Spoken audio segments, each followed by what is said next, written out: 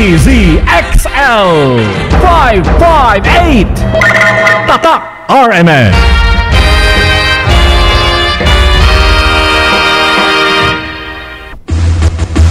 Narito na ang numero unong pagbabalita sa radyo na araw-araw.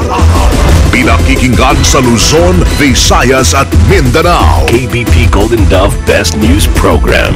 Mula sa Head News Center ng pinakamaraming himpilan at number 1 na radio network ng bayan, RMN. Ito ang numero uno. RMN News Nationwide. RMN News Nationwide.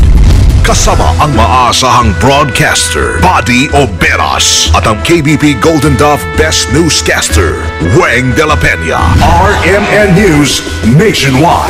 RMN News Nationwide.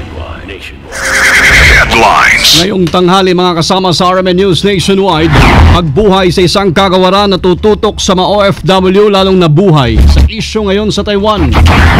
Lalo pong tumibay ang aking paniniwala na kailangan po natin ng isang ahensya na tututok lang po sa ating mga OFWs. Patay sa pananalasa ng buhawi sa Oklahoma, lagpas na 50. DFA tiniyak na walang Pinoy na kasama sa mga casualty.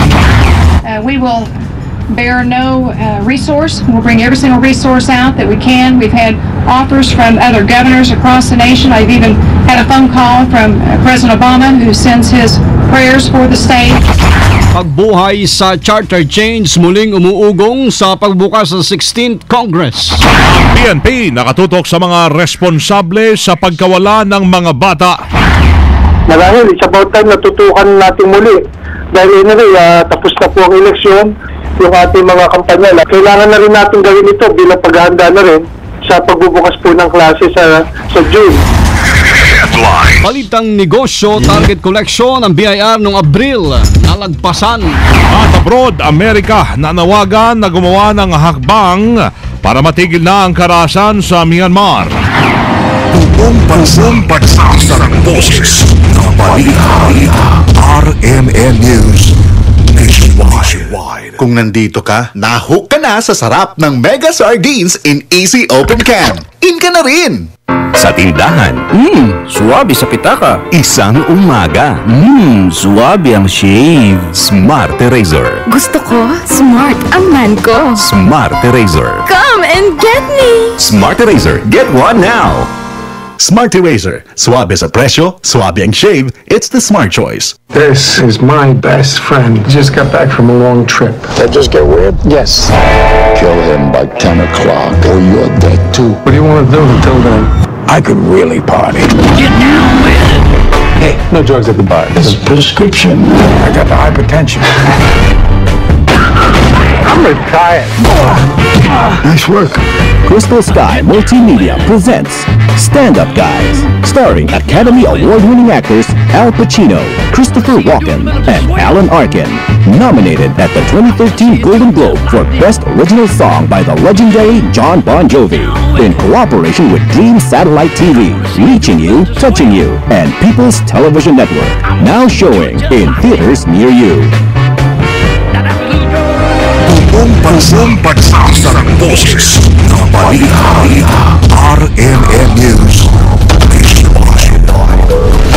Mabuhay Pilipinas, tanghali po ng Martes ngayon mga kasama. Mayo 21, 2013. Ito ang numero 1 RMN News Nationwide. Ako si Buddy Obera. Ako naman si Weng de la Peña. Tayo po ay live na live sa DXCC 828 RMN Cagayan de Oro, DXDC 621 RMN Davao, DYHP 612 RMN Cebu, at sa DYWC 801 RMN Dumaguete. Live tayo mga kasama international by www.rmnews.com at WRMN New York, USA. At sa lahat po na ating mga number 1 AM station sa buong bayan. Lalong umigting ang paniniwala ng Senator-elect Alan Peter Cayetano na kinakailangan ng magtatag na isang kagawaran o departamentong tututok po sa mga overseas Filipino workers. Kasunod ito ng mga kaguluhan ng ibang bansa kung saan ang pinakahuli ay ang tensyon sa pagitan ng Pilipinas at Taiwan.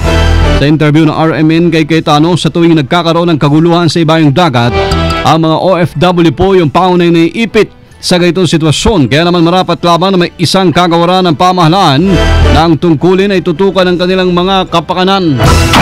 Lalo pong tumibay ang aking paniniwala na kailangan po natin ng isang ahensya na tututok lang po sa ating mga OFWs na yung isa pong Department of Foreign Employment. Kasi tuwing na lang meron tayong busisi sa foreign relations natin, maging sa Malaysia, sa Sabah, maging ngayon sa Taiwan, ay parati na lang ang casualty ang ating mga OFWs, no? Parati na lang parang sila ang hostage at para bang pwedeng pauwi na anytime o kaya pwede silang harasin.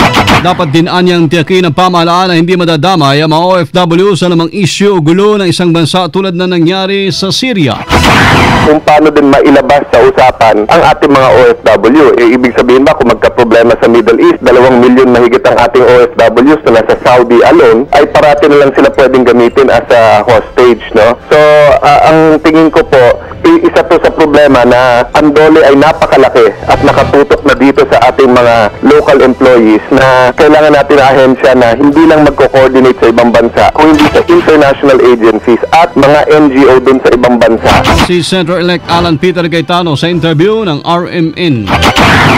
Samantala, clearance na lamang mula naman sa Taiwanese government ang hinihintay ng NBI para sa gagawing re-autopsy sa bangkay ng nasawing Taiwanese fisherman.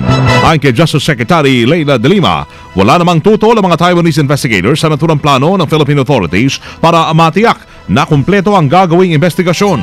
Maliban dito, kailangan din niya ang paintulot ng pamilya ng biktima para gawin ang nasabing operasyon. Bilang kapalit, pumayag naman niya ang NBI na matingnan ng mga Taiwanese investigators ang Philippine vessel na sangkot sa nangyaring enkwentro sa Balintang Channel na ikinasaway ng nasabing dayuhang mangingisda. Sinabi din ni De Lima na nais din masuri ng mga Taiwanese yung mga baril na ginamit ng mga tauhan ng Philippine Coast Guard at ng Bureau of Fisheries and Aquatic Resources. Investigasyon sa shooting incident sa Taiwanese fisherman pinabibilisan. Kasama natin sa Balita Live, Conde Bata. RMN Report! Pinamamadali ng mababang kapulungan ng Kongreso ang investigasyon sa shooting incident sa Balintang Channel sa Batanes na ikinasawi ng isang Taiwanese fisherman.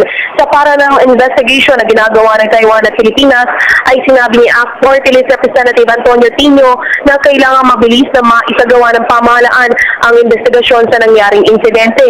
Gate nito kung justified ang paggamit ng mga tauhan ng Philippine Coast Guard ng lethal force, ay dapat lamang na panindigan lamang ito bilang lehitimong aksyon ng puwersa ng bansa laban sa mga nangihimasok sa ating teritoryo. Kung sakali naman anyong may labis na paggamit ng dahas, ay nararapat lamang ang patuloy na paghingi ng paumanhin. Panindigan si Tino na tama lamang na ipagtanggol ang teritoryo sa mga dayuhan at hindi ito maaaring gamitin upang mapagtakpan ang pang-aabuso ng mga ito kung mayroon mang pagmamalabis na ginawa sa pag-aari ng bansa. Kasama mo mula sa Kamara, Conde Bata, Tatak RMN. Radyo mo nationwide. Inumpirma ng Department of Foreign Affairs na walang Pinoy napaulat na casualty sa pananalasa ng tornado sa Oklahoma at iba pang lugar sa Midwest ng Amerika. Ayon kay Philippine Consul General to Chicago Leo Herrera Lim, sa ngayon ay patuloy ang kanilang monitoring sa sitwasyon, lalo't patuloy ang sama ng panahon sa US Midwest. Batay ho sa CNN, umabot na sa mahigit 50 ang namatay habang maraming bahay ang nawasak sa gupit ng tornado sa Oklahoma nitong nakaraang araw ng Linggo at Lunes. Sa ngayon ay nagdeklarar na ang mga otoridad ng tornado emergency sa Oklahoma. Umalo na mga kasama sa kaugnay na balitang yan ay nasa 51 ang nasawi sa pananalasa po ng dambuhalang buhawi sa Oklahoma City sa Estados Unidos. Sa report ng WRM in New York sa pamamagitan ni Dong Lino Celia, karamihan sa mga nasawi mga bata. Matapos na direktang tamaan ng tornado ang Plaza Towers Elementary School sa Moore, Oklahoma. Batay sa National Weather Service, ang buhawi may lawak na 2 milya at may lakas na 200 miles per hour. Bukod pa dito, pinangambahan din anya ang pagdating ng sunod-sunod na buhawi, partikular na sa lugar sa Iowa, Earlham, Huxley at silang bahagi ng Dallas Center. Ang masakit, meron pang darating na sunod-sunod daw na mga ipo-ipo. Kaya, yes, hindi na malaman kung saan ilalagay yung mga tao sapagkat yung bahagi ng Moore, M-O-O-R-E, na meron kaming hinala na may mga Pilipinong nakatira doon sa parting yon, ang Oklahoma City pinalis sapagkat ang laki, yung kanyang circumference ay 2 milya at ang lakas 200 miles per hour. Hindi nakahanda ang mga mamamayan kaya umabot ng ganung kalaki ang pinsala for the first time ng sa Oklahoma City.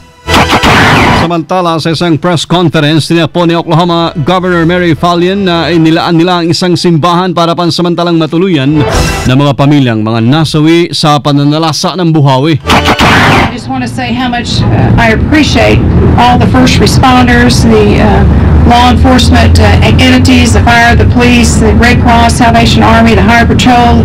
We've called out the National Guard, and certainly many other emergency services throughout the state, the hospitals that are responding so well to those that have been injured in this terrible storm that has struck our state.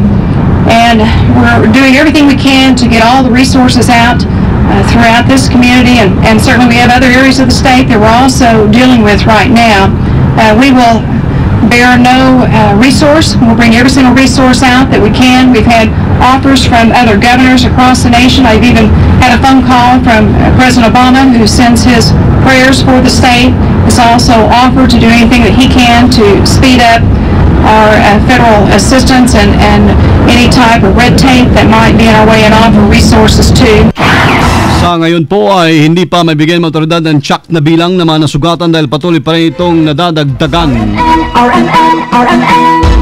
Muli na namang umuugong ang pagbuhay sa usapin ng charter change sa pagbubukaso ng 16th Congress. Lalo na sa ngayon na mas malakas ang puwersa ng Administrasyong Aquino sa mababang kapulungan ng Kongreso.